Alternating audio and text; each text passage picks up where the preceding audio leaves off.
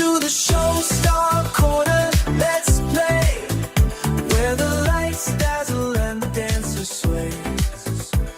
Everybody, welcome to Star Corner. Today I'm talking about what was it like being an exchange student and a Yes alumni coordinator. We have Igor today who's going to be telling about these things.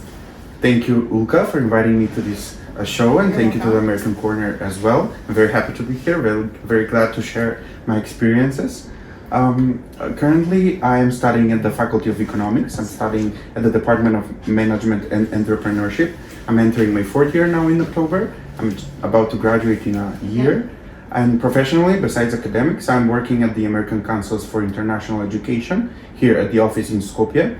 I'm working, as you said, as Yes Alumni Coordinator. I've been in this role for almost 2 years now. And yeah. Okay, so Igor, where were you placed in America? Like about your experience, what made you choose to become an exchange student? Yes, when I was in the States in 2019-2020, I was placed in this very small community in New Hampshire, in the state of New Hampshire. Many of your listeners would probably have never heard about this state prior, but I'm very happy to introduce New Hampshire to them as well. It was called Northwood, and it consisted of around 3,000 people only, but in area it was actually bigger than Skopje. So that tells you a lot about the life in rural America, in rural New Hampshire. What made me apply for the program? To be honest, I was raised with High School Musical, and I was raised with all those American movies, right? And watching that on TV, it was always my wish to go sometime to go to America, and preferably during my high school years, which actually happened. So that was my prime motivation prior to going to the program, and my expectation was that I would also be living like in High School Musical when I was there, which in some ways it was, but mostly it was not. And I would say it was a little bit better. Oh, that's good. What was the hardest part though about it? The hardest part, you have to drive everywhere in the United States of America. Oh, you cannot walk? You cannot walk. Nothing is really accessible, nothing is really close by. So yeah, you have to rely on transportation in terms of cars. So that was the hardest part and the biggest actually difference from our country here. You have to drive everywhere. Oh yeah, here we have to walk.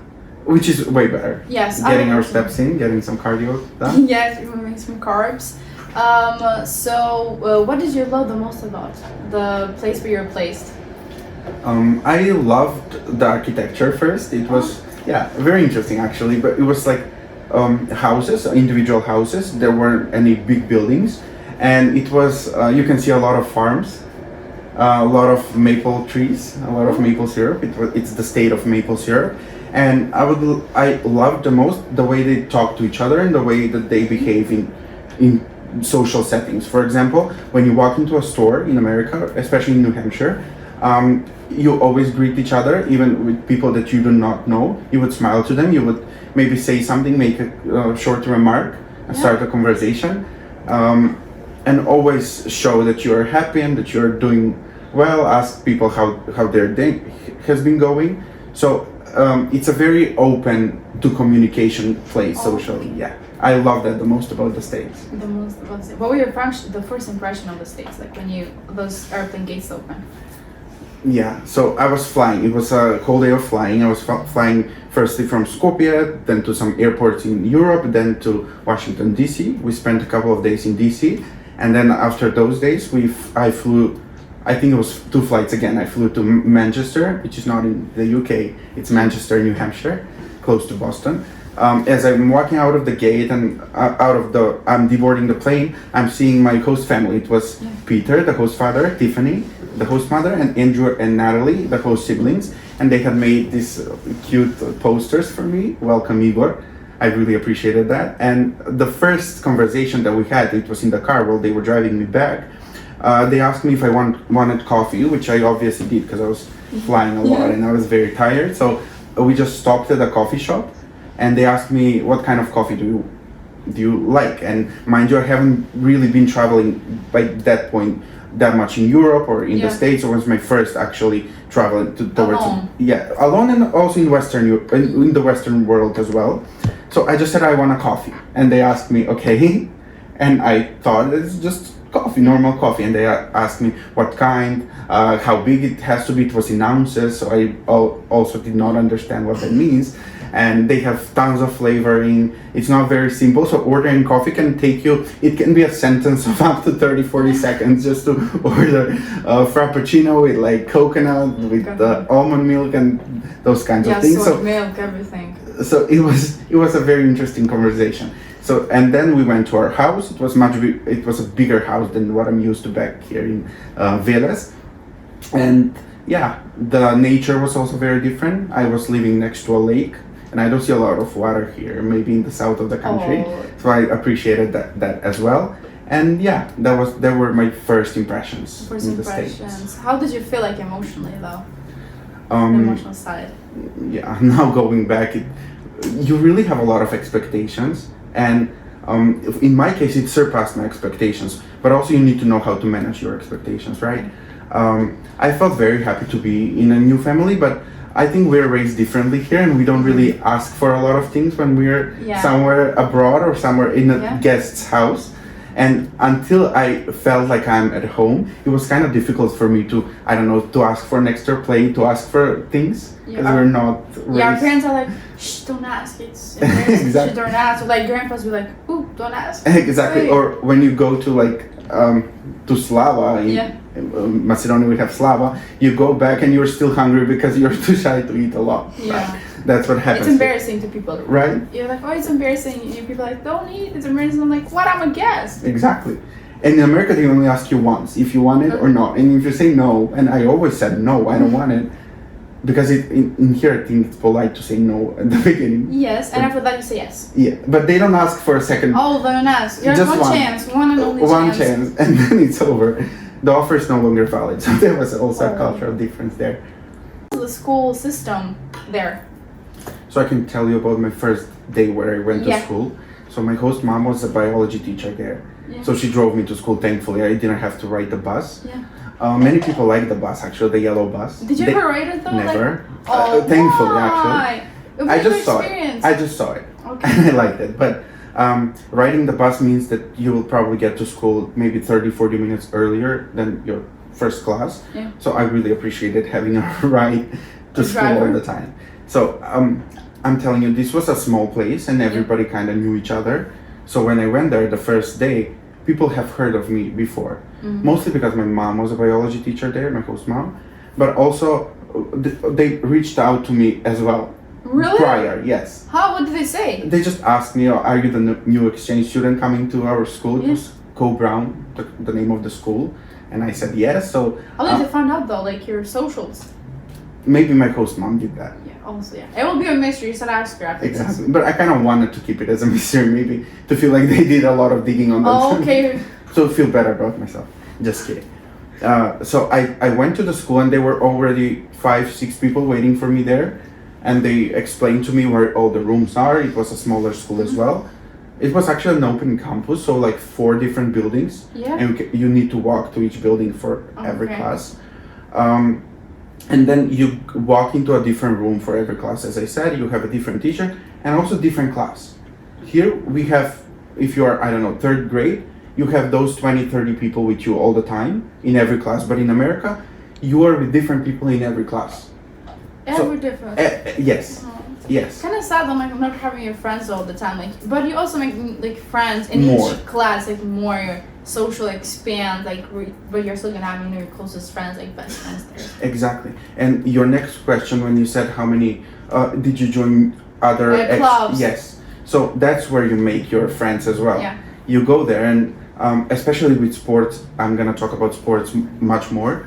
But clubs, if you have a hobby or interest in anything in the world, you probably have a club in your school. So that's something very valuable and something that I think we should copy here in our country as well. So I was part of the hiking club, and one of my favorite activities was hiking Mount Musalak. Your listeners can look it up. It was not that high, but it was also 3-4 hours hike. So that was a lot for me then, and still is. I was part of the hiking club and the drama club. So I was involved in some drama. I was involved in some theater performances. And always it's after school. So after 3 p.m. you will go to your club and you would have an hour, a couple of hours there. So your day is really long. You spend most of your day at school. Yeah. What is it? What was your favorite role you played in the drama club? Because We- you can do all the drama you wanted, and nobody cares with drama. They do a lot of musicals and they sing, and I can't sing, which was unfortunate. But It's okay. we had Radium Girls with and I was Dr. Von Sochoki with Maria Curry. Yeah. So I did that, and I also have an accent. Obviously, I'm not an American. I'm English is my second language. So Dr. Von Sochoki in the drama, he also had an accent. He was from Switzerland, so I didn't really have to act that much because you can tell by my accent I'm a foreigner, and I really love that. And also about sports, you mentioned. They almost have every sport in the world there you can join if you're good enough, obviously. But they also have leveling. So if you have the best sportists and you kind of have Middle and like Exactly. the beginner, intermediate, and like pro. Exactly. So you can join some sports. I didn't join any sports because I was interested in those sports. I play handball here, and those kids are usually the most popular ones. The ones that play basketball and soccer. Oh, okay.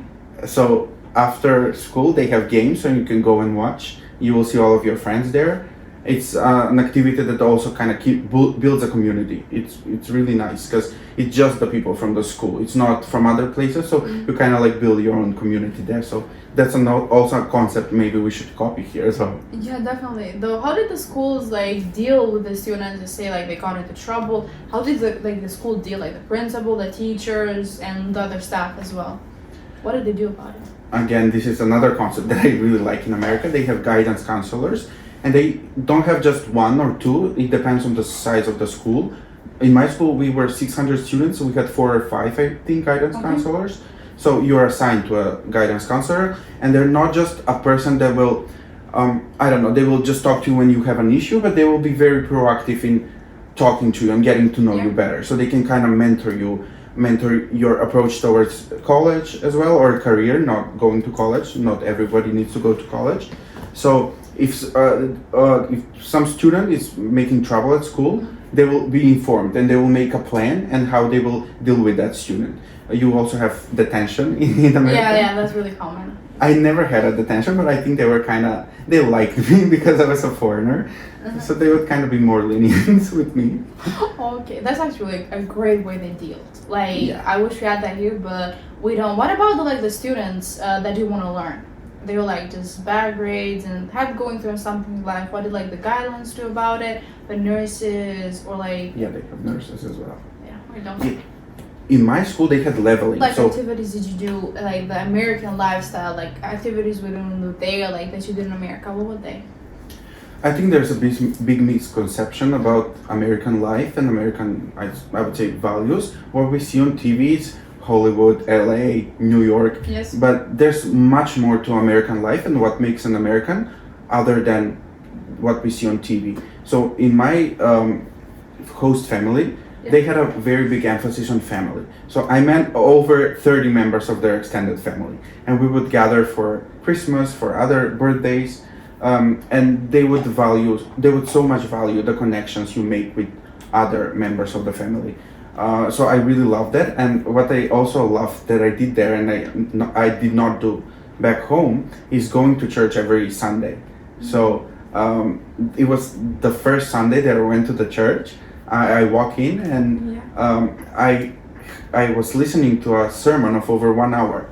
And there was this lady, it was a lady, she was preaching for an hour. And I learned so much in that experience, and also I did so much volunteering with the church as well. So being part of a community and being part of the church community was something very, very valuable for me. And I wish many other people experience how organized it is there.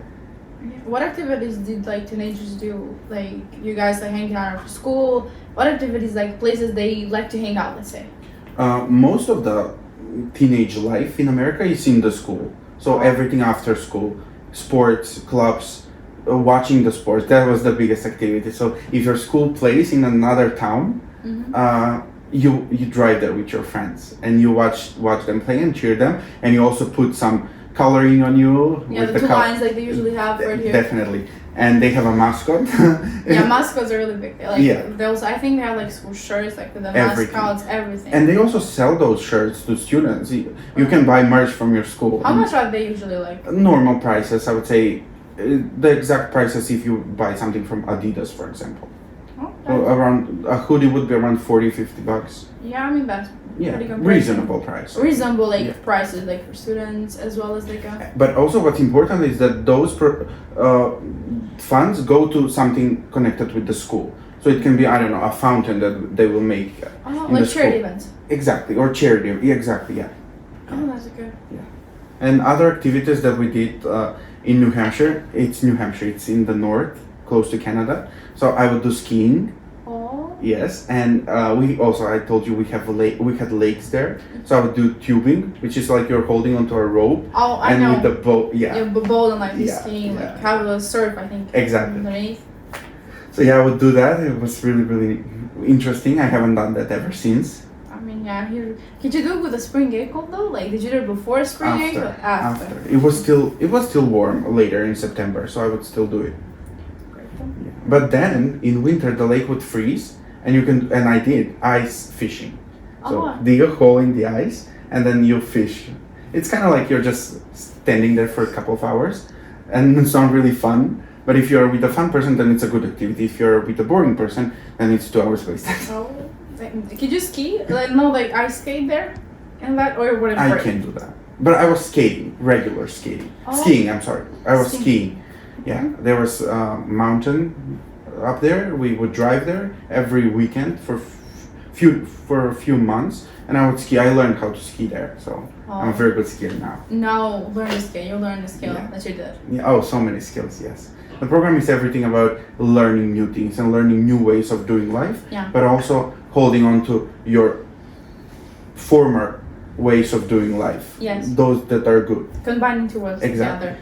Going here, teaching people what is like culture, what the difference are, but they also teaching you there because they have stereotypes.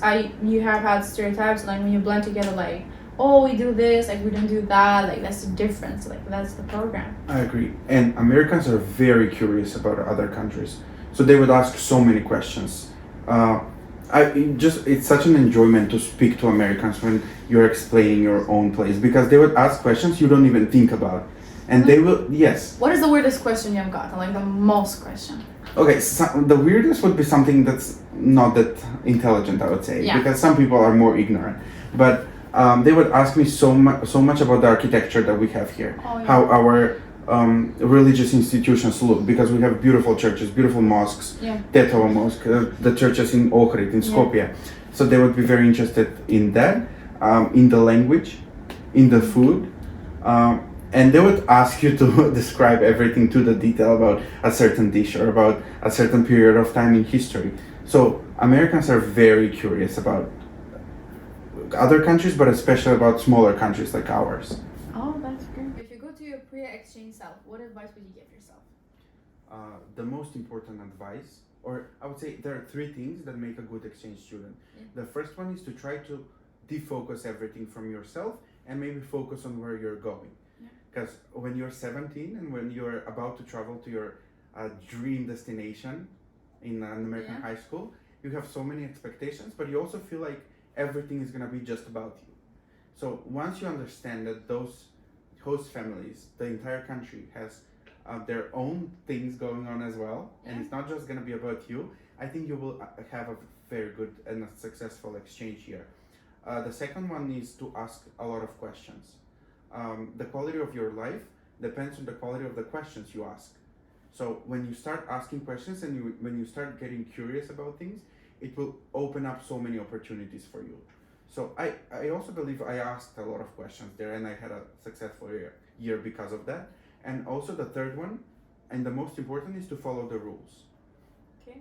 You're going to a different community, different host family, and what you've been taught that works here might not work there.